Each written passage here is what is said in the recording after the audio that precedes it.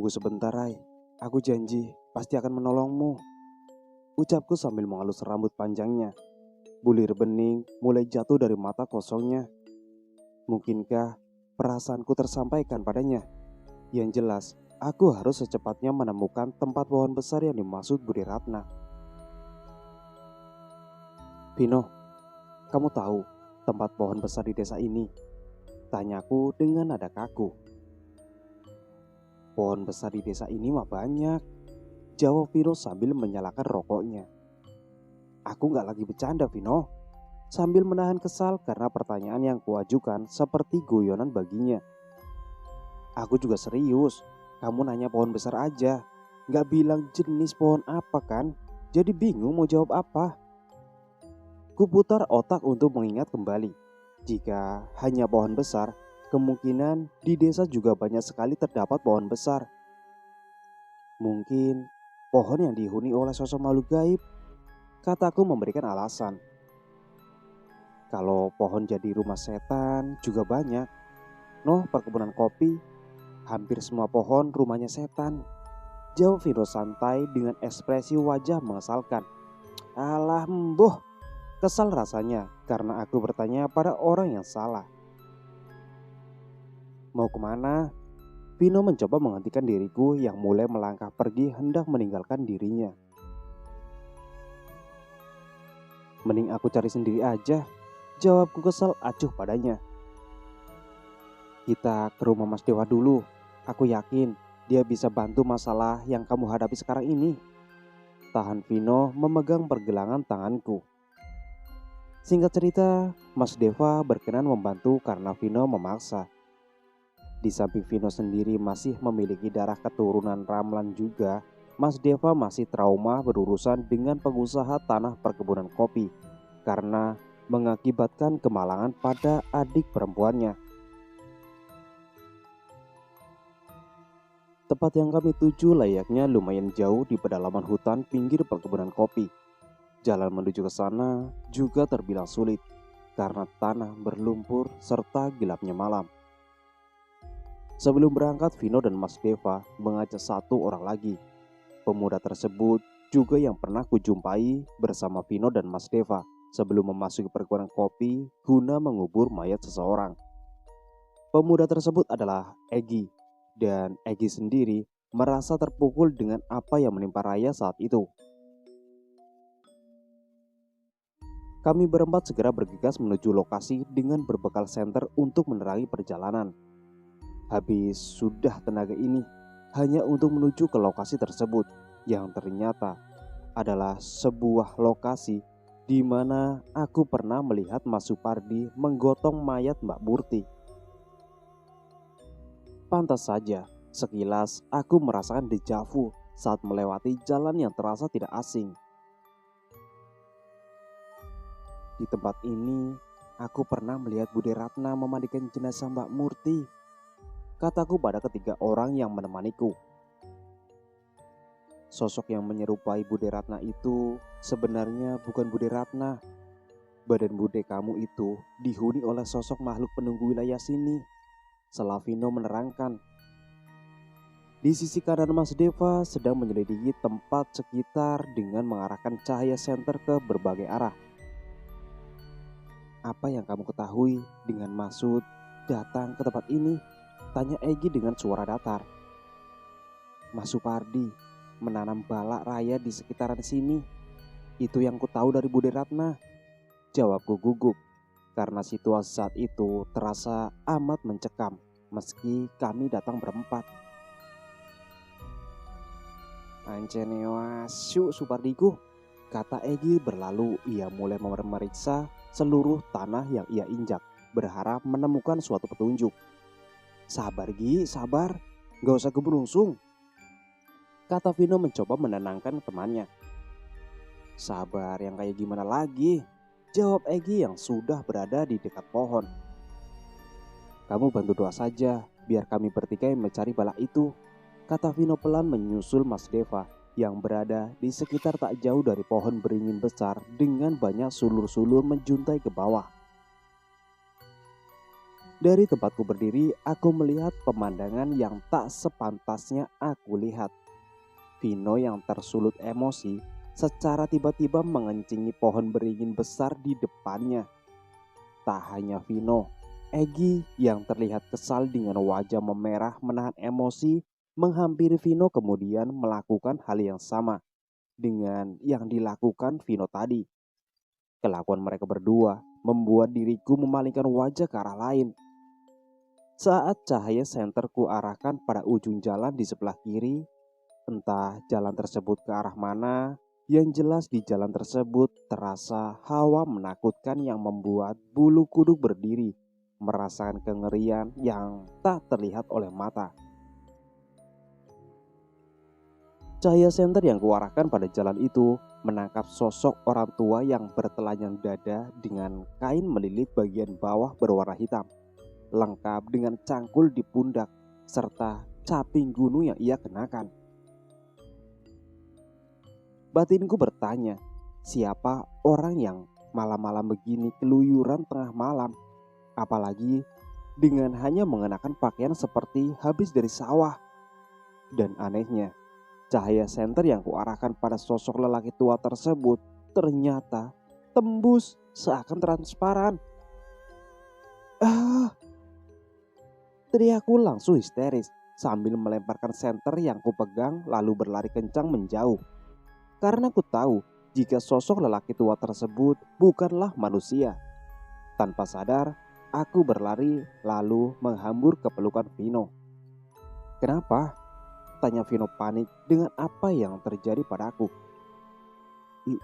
Itu ada kakek-kakek berjalan ke arah sini. Tapi badannya tembus cahaya." Jawabku menahan rasa ketakutan yang menjalar cepat pada tubuh. Saat itu benar-benar menjadi malam yang melelahkan bagiku, karena sosok kakek tua yang pertama kali kulihat menyerang kami berempat secara membabi buta. Alam dengan pekat malamnya menjadi saksi bisu atas kejadian yang kualami saat itu. Kemunculan kakek-kakek yang membawa cangkul di pundaknya membuat kami berempat terkejut. Tanpa kami duga, kakek tua tersebut mengarahkan cangkulnya pada Egy. Tak! Bunyi lempengan cangkul yang menancap pada batang pohon besar. Tatapan mata kosong kakek tersebut tertuju pada Egy. Dan dalam sepersekian detik, mata kosongnya memandang ke arah Vino. Beruntungnya Egy dapat menghindar meski situasi saat itu sangatlah gelap. Vino dan Mas Deva yang bergegas untuk segera menolong Egy tiba-tiba terpental keras ke arah belakang. Tangan keriput yang menunjukkan tulang tertutup kulit tanpa daging begitu keras mencekik leher Egy. Apa yang kulihat saat itu sangat jauh dari kata normal. Pasalnya, sangat tidak mungkin seorang kakek-kakek dengan tubuh rentannya dapat melakukan hal yang di luar batasnya. Rasa ketakutan dengan cepat menjalar pada tubuhku ketika melihat kejadian itu. Tak bisa kubayangkan apa yang akan selanjutnya terjadi pada kami. Beberapa kali Vino jatuh tersungkur karena kekuatan tidak sebanding dengannya. Begitu juga dengan Mas Deva. Meski lelaki tersebut berkali-kali mencoba bangkit, ia akan kembali pada posisinya seperti semula, tergeletak di tanah kering di bawah pohon beringin besar. Saat suara sayup-sayup gamelan Jawa kembali terdengar di kesunyian malam, kakek tua dengan badan ringkih itu terlihat seperti seorang wanita menari pelan. Meski hanya sekilas yang kulihat dengan mata kepalaku sendiri, namun ku yakin jika tubuh kakek tua tersebut dirasuki oleh roh penunggu pohon beringin besar. Dengan badan tua ringkih, kakek tersebut menyeret kaki Egy ke arah berlawanan denganku. Gaya dan posisi pergelangan kaki yang dipegang sama persis seperti yang terjadi pada Raya. Semakin lama telingaku mendengar suara gamelan Jawa. Kedua telingaku terasa amat sakit hingga berdengung kencang. "Buroko, apa yang kau inginkan?" Suara Vino menghentikan langkah kakek yang sudah menjelma seorang wanita ayu dengan pakaian khas pengantin Jawa.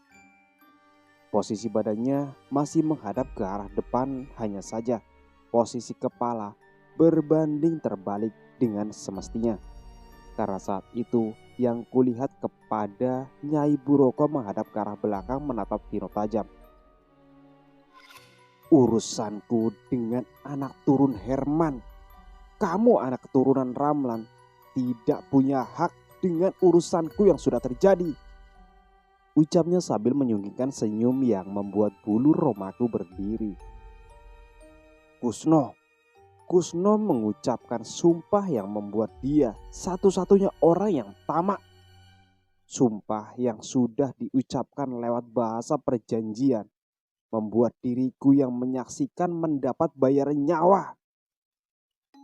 Ucap sosok wanita yang kebanyakan disebut sebagai Buroko atau jin yang membantu manusia dengan jalan pintas dengan bayaran nyawa.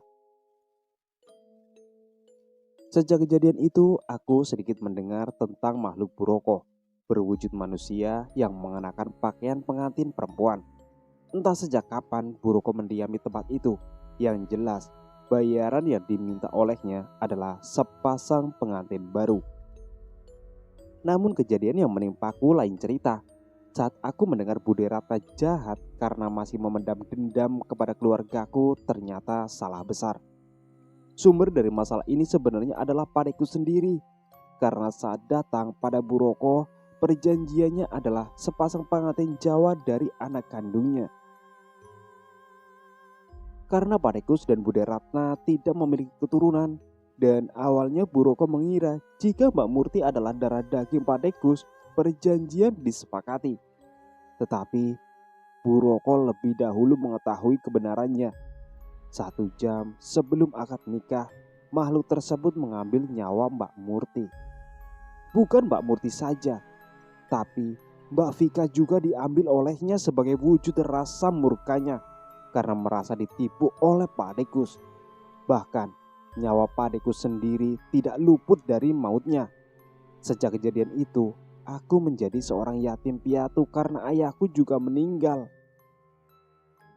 Bukannya semua dendammu sudah terbalas? Kusno dan keluarganya sudah kau ambil. Sekarang siapa lagi? Tanya Vino sambil menahan rasa sakit di seluruh badannya. Sosok wanita bergaun pengantin Jawa tersebut menunjuk ke arahku dengan tatapan mata tajamnya. Saat itu juga ulu hati terasa amat sakit. Detak jantung semakin melemah. Kurasakan hawa dingin menyelimuti seluruh tubuhku. Hawa dingin yang kurasakan sangat berbeda karena saat itu persendian dalam tubuh terasa lemas. Ambil aku saja, aku pengganti anak itu. Suara Vino menawarkan diri sebagai pengganti untuk nyawaku. Hahaha. Suara tawa kerasnya terdengar membahana di tengah malam. Suara tawa yang sangat terdengar sedang mengejek.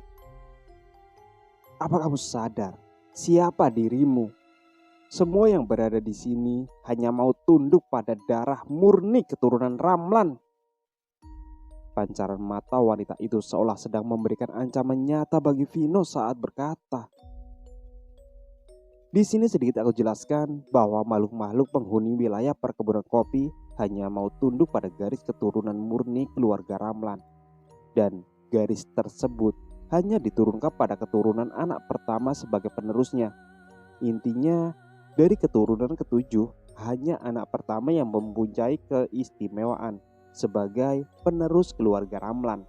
Sedangkan yang lainnya dianggap sebagai orang biasa karena darahnya tak murni. Dan di desa itu semua tahu jika makhluk-makhluk itu hanya akan tunduk pada garis keturunan pertama Ramlan. Tak banyak yang bisa Vino lakukan saat itu ketika Buroko meminta sepasang pengantin baru untuk menggantikan nyawaku. Saat aku dihadapkan dengan sebuah kepasrahan karena tidak bisa berbuat apa-apa. Bahkan diriku menolak untuk percaya dengan apa yang kualami. Vino tak menyerah begitu saja. Berkali-kali tubuhnya melayang terbang karena hantaman suatu benda keras yang tak kasat oleh mata ketika berusaha menghalangi Buroko yang hendak membawaku. Suara arangan kesakitan Vino semakin membuat diriku ketakutan bercampur rasa kasihan dengan tak berdayanya diriku saat itu. Dan saat itu aku benar-benar merasa sebagai manusia tak berguna. Saat Vino, Egi, dan Mas Deva berusaha keras menghalangi niat Buroko, tubuh ketiga lelaki itu tak ubahnya seperti sebuah boneka di mata Buroko. Ketika jiwaku senantiasa bertasbih memohon perlindungan dari Yang Maha Kuasa, darah muncrat dari lubang mulut dan kedua lubang hidung. Sesak dan perih yang kurasakan saat itu. Organ bagian dalam di tubuhku terasa remuk setelah memutahkan banyak darah.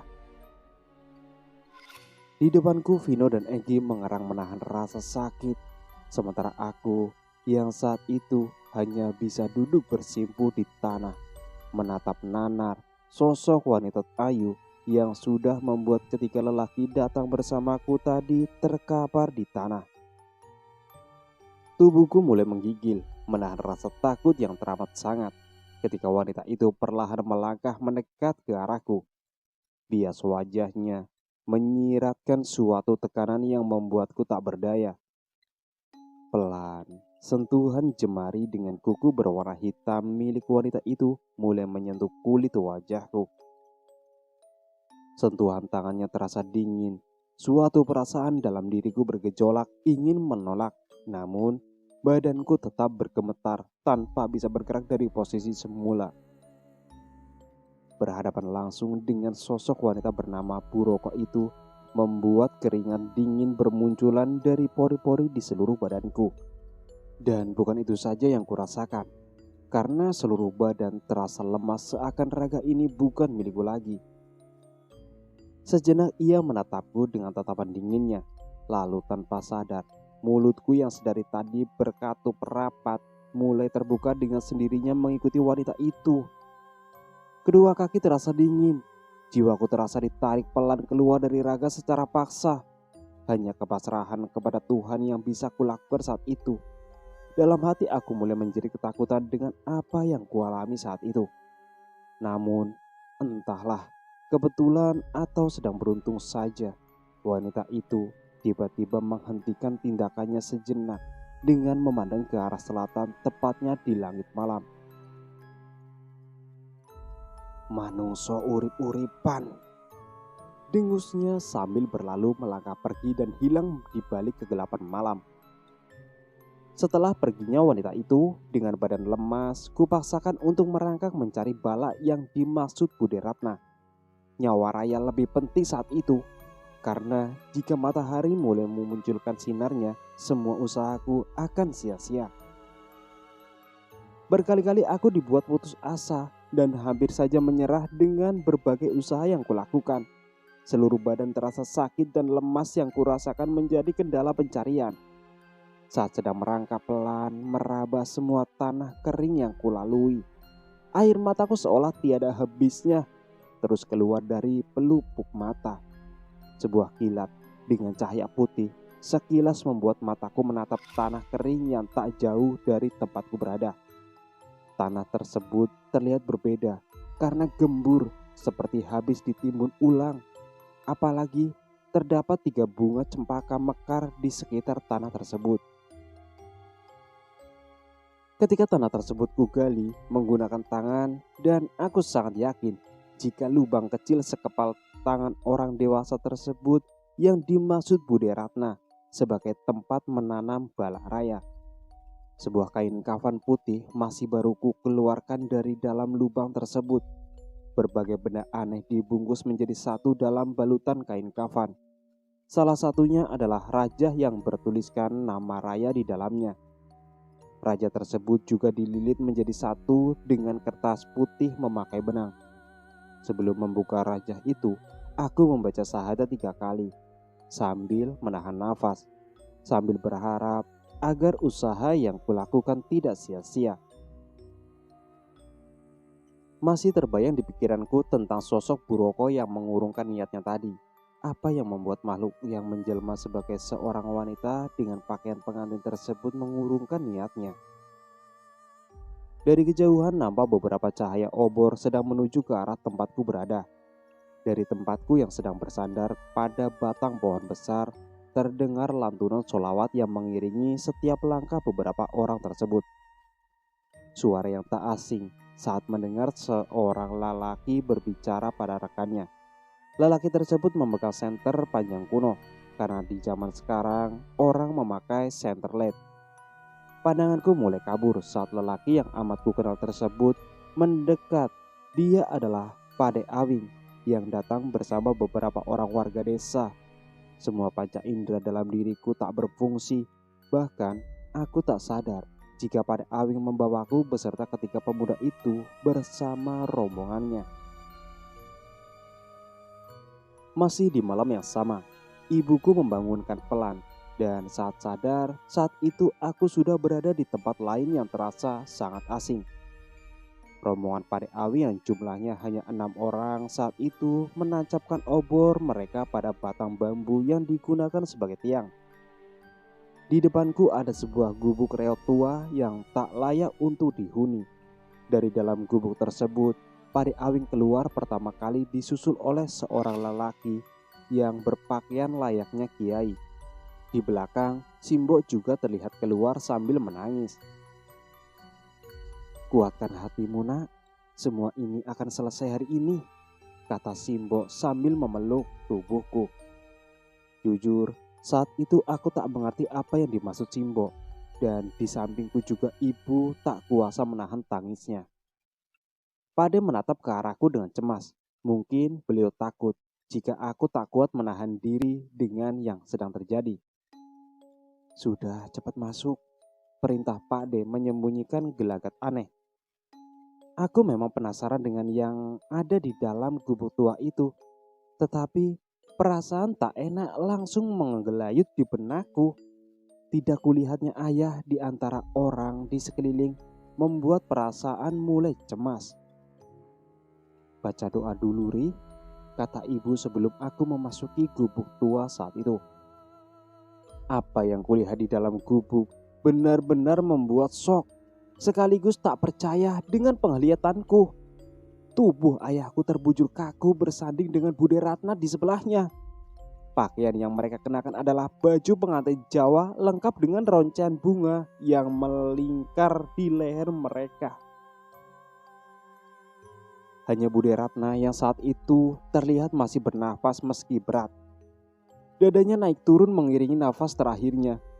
Seandainya bisa ku lepas hati yang merekat pada organ dalam, mungkin saat itu akan kulakukan. Karena rasa sakit yang kurasakan di dalam hati jauh melebihi rasa sakit yang diderita tubuh.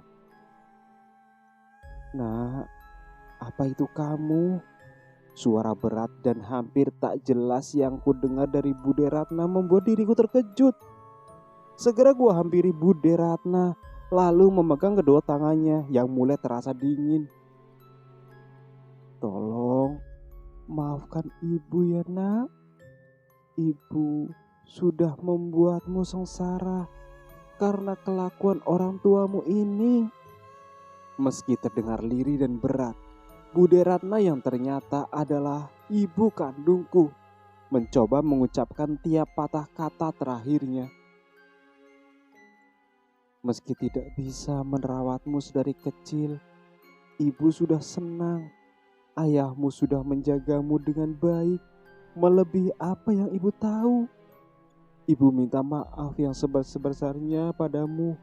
Jika nanti ada kehidupan kedua, apa kamu mau menjadi anakku lagi? Akan ibu rawat lebih baik lagi, dan ibu benahi kesalahan yang terlanjur terjadi." Semua yang Bude Ratna katakan saat itu semakin membuat hatiku teriris perih. Meski saat itu aku sudah sadar jika Ibu Ratna ternyata ibu kandung yang telah melahirkan diriku ke dunia lewat rahimnya. Dari cerita yang kudapat dari ibu sewaktu ia bercerita di rumah Simbo, ibu menjelaskan jika Bude Ratna menahan kandungan dengan semua ilmu yang membuatnya menutupi kehamilannya selama 3 tahun tanpa sepengetahuan siapapun. Hanya ayah yang tahu kejadian itu. Bahkan saking takutnya, aku tidak mendapatkan perlakuan serta perhatian sebagai anak saat dititipkan kepada ayah dan ibu. Dengan terpaksa, Bude Ratna melakukan ritual hitam agar ibu tidak bisa hamil. Saat nafas berat dan ku yakin itu nafas terakhir dari ibu kandungku, ia berkata untuk terakhir kalinya, "Apapun yang ada di dunia ini tak sebanding dengan dirimu yang sudah dititipkan Allah padaku."